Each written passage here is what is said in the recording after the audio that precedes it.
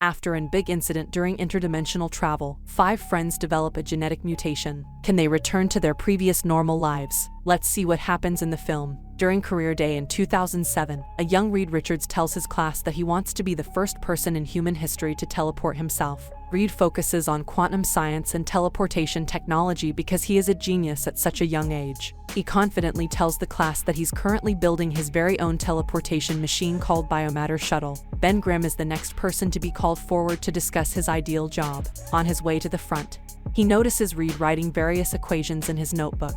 Later that night, at Grimm's salvage, Ben overhears Reed looking for a power converter, claiming that he needs it for the Biomatter Shuttle. He then offers to show Ben the machine in exchange for a free power converter. Ben decides to help Reed finish the machine after arriving at Reed's garage, which serves as his current workshop. Reed starts the machine after putting the finishing touches on it and uses a mini car toy as a test subject.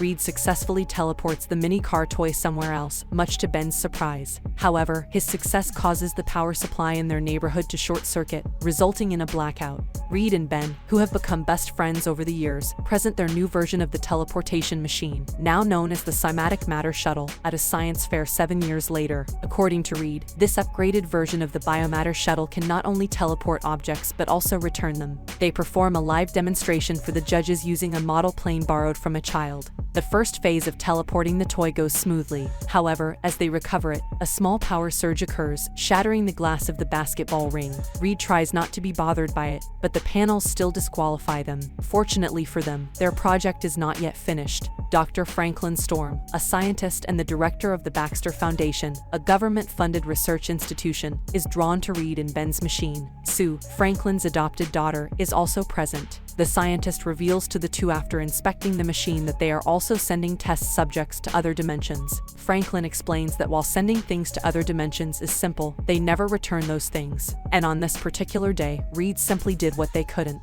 The scientist congratulates him on his breakthrough in interdimensional travel. Reed is skeptical of the other dimension claim because he believes they are simply transporting the test subjects to another planet. Sue then hands him a test tube containing sand similar to the sand he discovered on the plane model earlier. She claims that they have analyzed the sand numerous times, but nothing on Earth matches these particles. Franklin is currently offering Reed a full scholarship at the Baxter Foundation. The next day, Ben assists Reed with his move into the foundation and gives Reed his utility Swiss knife as a gift. He appears to be disappointed that only Reed receives a scholarship, but he remains proud of his best friend. Reed eventually runs into Sue at the library. He tries to strike up a conversation with her by showing her Captain Nemo, but it doesn't go well. Sue assumes Reed builds his creation for fame, which he denies, arguing that what he really wants is to make a difference. Sue then addresses him as Captain Nemo, encouraging him to go for it, and departs. Meanwhile, Franklin is meeting with the board of directors to discuss the expedition to a rumored new world. He explains that if they gain access to this new world, they will be able to use its resources and possibly even find a way to save their own planet.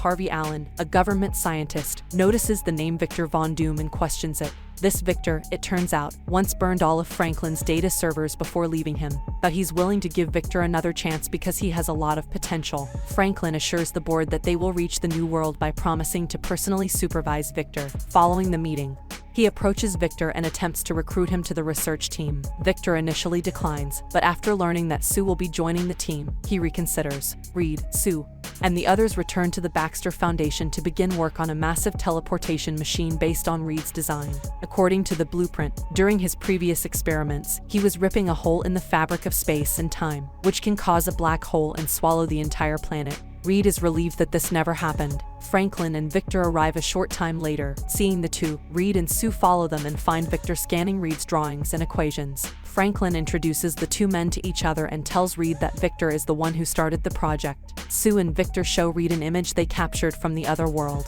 Franklin informs them that this new planet could be used to save their own, but Victor believes that Earth does not deserve to be saved. Being the pessimist he is, Sue calls him Dr. Doom. In turn, Franklin emphasizes that the mistakes of previous generations can be corrected by future generations, and that this new world represents their opportunity to improve the Earth. Of course, the three young geniuses agree without hesitation. However, Victor wants them to be the team that goes to the new world. Johnny Storm, Franklin's son, is competing in an illegal car race somewhere else. When he is about to win, his car's engine explodes and he crashes into an electric post. His father picks him up from the hospital a short time later, still in disbelief that Johnny is racing again. Inside the car, the two argue about Johnny squandering his potential on meaningless activities, according to his father. As a result, Franklin informs him that he will not be able to reclaim his car unless he works for him. Left with no other choice, Johnny comes with his father to the Baxter Foundation. At this time, the whole research team is finally complete. Day by day, they all work hard, with Reed and Victor on the formulation, Sue on the suit creation, and Johnny on the construction. Over time,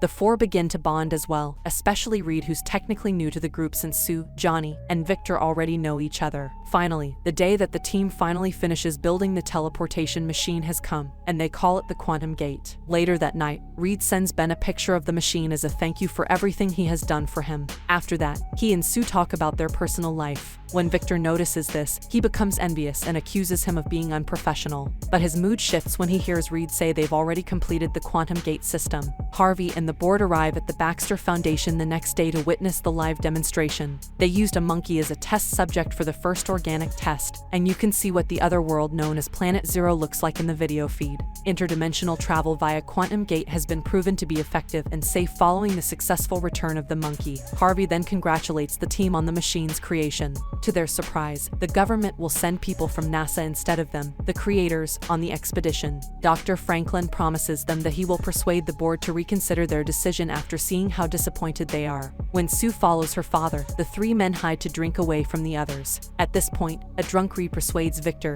and Johnny to travel to the other world and make their mark before anyone else. Reed invites Ben to join them to pay tribute to the very first person who helped him build his dream, and Ben soon arrives at the foundation and suits up with them for the expedition. Sue, who has been working in the office, is alerted that the Quantum Gate has been activated as the four men enter the pods. She rushes to the lab while informing her father of the situation, but by the time she arrives, the four men have already been teleported to the other world. The four men on Planet Zero are taken aback when they first set foot on this world's soil. When Reed and Ben raise the American flag, the ground cracks and they notice a glowing green light beneath it.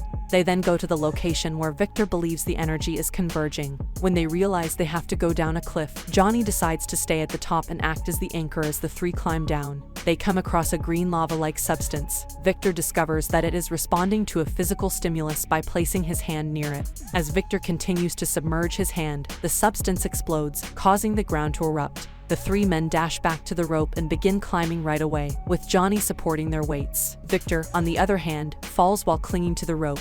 Reed tries to help Victor up, but the erupting green substance reaches him. Reed unintentionally lets go of Victor as it spreads over his body. To make matters worse, the substance melts away from Victor's rope, causing him to fall back to the surface. With no other choice, Reed and Ben continue climbing and, along with Johnny, return to their pods. However, because the re-entry system is broken, Reed is unable to return them to Earth. Fortunately for them, Sue simply receives their signals and assists them by manually overriding their re-entry. She teleports them back, but not before Johnny is consumed by flames and Ben is hit by rocks. The impact of their return sends a shockwave through the city, knocking Sue down and causing blackouts. When Reed regains consciousness, he notices Johnny on fire. As a result, he begins looking for Ben, but his legs are pinned by a pillar. Reed crawls in the direction of his best friend's voice as he hears him calling. He reaches a pile of rocks, believing Ben is trapped inside. Reed promises to get him out of there, but when he looks back, he notices his legs stretching unusually far from where they are pinned by the pillar. Reed faints again, shocked. The scientists at Area 57 are now examining Reed's stretched body the next day. Reed starts looking for his friends as soon as he wakes up.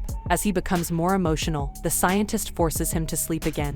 Franklin arrives at the same time to see his children. First, he is brought to Sue, who is shifting between the visible and invisible spectrums. The good news is that her vital signs are all stable. Then he notices Johnny, who is still on fire. When Johnny awakens, he begins to panic and bursts into flames. He sits up, seeing his father's pity on his face. Reed awakens again a short time later and hears Ben yelling for help. He uses all of his strength to return his arms to their normal length and enters the vent. Reed notices through the grills that Ben has transformed into a human rock. Reed's escape has alerted the entire facility at this point. Reed continues to flee alone after promising that he will figure out what happened to them. As it turns out, the accident during interdimensional travel has endowed them with extraordinary abilities. Later, Harvey visits Ben and dupes him into believing Reed has abandoned them. Then he says that the government and Area 57 can work together to fix what happened to them. In exchange, they will require assistance with their service. Ben, Johnny, and Sue have become valuable tools for the government after only a year of being able to control their abilities much better. Harvey meets with the Pentagon and proposes another quantum gate project to transform the US military into Ben, Johnny, and Sue. Johnny and Sue argue at Area 57 about what they should do with their newfound abilities. Johnny wishes to put his abilities to good use by participating in various missions like Ben. Sue, on the other hand, believes they should just stay put and wait until they are fixed, stating that she does not want to be treated as a tool. Meanwhile, Harvey arrives with his friends from the Pentagon and shows them the quantum gate. There, he introduces them to Franklin, who is now personally overseeing the procedure on a daily basis. After seeing the machine in person, the generals finally agree to support the project in exchange for more time with Ben and Johnny on the field. Hearing this, Franklin is disturbed by the prospect of the government using any of his children as mere tools. As a result, he talks to Sue and tells her that they need to find Reed as soon as possible because he is the only one who knows how to make the quantum gate work. The sooner they activate it, the sooner they may find a cure for the four of them and their lives will return to normal. Sue, convinced, begins tracking Reed's digital imprints in search of a pattern. She discovers that he has been collecting scrap metals and keeping himself up to date on Ben. She patiently awaits Reed's next move after putting up music. The scene then shifts to him purchasing another piece of metal scrap. Reed has been going around freely, collecting scrap metals to build his own quantum gate by morphing his face to look different. But as soon as he uses a computer, Sue is able to track him down because he is using the codename Captain Nemo. Following that, Area 57 immediately dispatches a team to apprehend Reed. Reed dashes to the woods when he becomes aware of the approaching intruder. He is immediately cornered, but the soldiers are unaware that Reed knows how to fight, causing them to struggle to apprehend him. To Reed's surprise, they then send Ben to catch him. He tries to explain himself to his friend, but Ben refuses to listen and gives him a headbutt. Reed apologizes on the plane for abandoning Ben and the others. Reed promises to fix everything, but Ben knows Harvey doesn't want to fix them. The government prefers them when they have their abilities because Ben and the others will be more useful as weapons. When they arrive in Area 57, Sue talks to Reed and convinces him to help them fix the gate, telling him that this is his chance to make a difference with his work. He finally agrees to assist and gets the quantum gate 2 up and running almost immediately. Reed and Johnny run into each other again during the teleportation trial to Planet Zero, and, unlike Ben, Johnny has no ill will toward Reed. As the crew steps out into the other world, they notice a man approaching them, and it is none other than Victor. They are all surprised that he has survived so long on Planet Zero. As they examine Victor, they notice that his suit has already fused with his body. Harvey tells him that they will work on it and assist him in exchange for him telling them everything he knows about Planet Zero. According to Victor, the location keeps him alive and provides him with immense power. He then telepathically murders everyone in the room. Victor then goes out and murders everyone in his path. As the alarm goes off, Ben notices Reed and asks if he's trying to flee again, to which Reed replies that he isn't. On the other side, Johnny and Sue meet and begin looking for their father, Franklin, who is currently attempting to prevent Victor from returning to Planet Zero, but Victor has no intention of staying. Johnny and Sue arrive just in time to see him murder their father. Reed then arrives on the scene with Ben, attempting to converse with Victor, who simply telepathically shoves him away. Dr. Franklin tells his children to look after each other in his dying words. When Victor arrives at Planet Zero, he immediately begins overloading the quantum gate in order to create a vortex that will pull everything from Earth to the other world. Johnny, enraged by his father's death, flies to the Planet Zero portal, while Sue constructs a force field around herself, Reed, and Ben to allow them to catch up. Reed deduces from the vortex's operation that matter from Earth is being converted into energy. The only way to stop it is to stop the source, which is Victor. Johnny and Ben attack separately, but Victor dispatches them without breaking a sweat. He surrounded Johnny with smaller rocks and mud to put out his fire, while attaching larger rocks to Ben, making it difficult for him to move. Meanwhile, Sue constructs a massive force field to keep Earth's debris from falling into the quantum gate. Seeing this, Victor searches for Sue using sand and smaller rocks. The weight of the particles engulfing the force field around her causes her to fall. Reed tries to talk Victor out of it again, but he doesn't listen and tells Reed to call him Doom, spreading the green substance throughout Reed's body and making it as sloppy as old rubber. Sue then tries to directly attack Doom, but he simply pins her down with his ability. Reed gathers his strength and regains control of his body after witnessing his friend's suffering and death. He assaults Doom and tosses him off a cliff. When Doom emerges from the cliff, Ben distracts him with a massive rock. Sue then traps him inside a force field, where he is consumed by Johnny's flames. Reed engages Doom in hand-to-hand combat just as he exits Sue's force field. And, to Doom's surprise, this is just another distraction as Ben emerges from invisibility with the help of Sue and punches Doom through the quantum gate.